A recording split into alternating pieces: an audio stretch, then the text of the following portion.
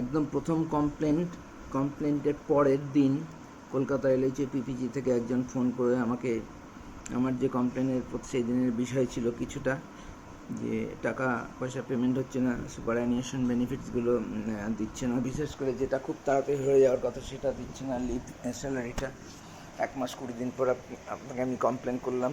পরের দিন একজন ফোন করলো কলকাতা এলএইচএ পিপিজি থেকে, উনি আমার পেমেন্টের বিষয়গুলো আমাকে নিশ্চিত করে তারপরে আমি যে উল্লেখ করেছিলাম ওই কমপ্লেনে যে অত্যাচারিত ভীষণ অত্যাচার করা হয়েছে আমার ওপর, যার জন্য আমি বাধ্য হয়ে প্রাণ বাঁচাতে চাকরি ছেড়ে দিয়েছিলাম, এই বিষয়টা উঠিয়ে উনি আমাকে জিজ্ঞাসা করলেন যে কী ঘটেছিল।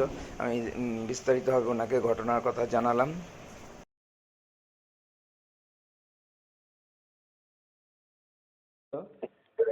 হ্যালো, দেবব্রত দাস কথা বলছেন? হ্যাঁ হ্যাঁ আমি এলএইচও পিপিজি থেকে কথা বলছি। হ্যাঁ হ্যাঁ বলুন।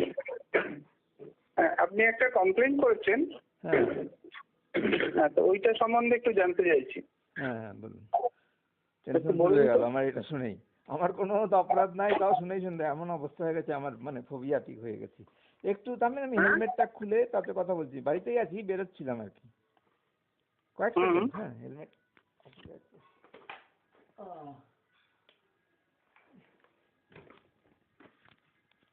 হ্যাঁ বলুন। বলুন কি কি ঘটেছে একটু বলুন তো। এই মুহূর্তে আমি কিন্তু এরপরে আর ব্যাংক কোনো যোগাযোগ করলো না আমাকে।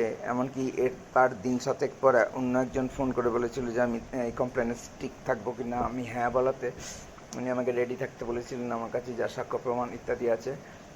কিন্তু তারপরে ব্যাংক আর কখনো যোগাযোগ করলো না। আমি শেষ দুটো কমপ্লেন্টে লিখে দিয়েছিলাম যে আমি যদি এখানে ব্যাংকের কাছ থেকে আমি কোনো উত্তর না পেয়ে আমি অন্যান্য প্ল্যাটফর্মে চেষ্টা করব আমার বিচার পেতে। সেই অনুযায়ী আমি প্রাইম মিনিস্টার্স অফিসে গেছিলাম।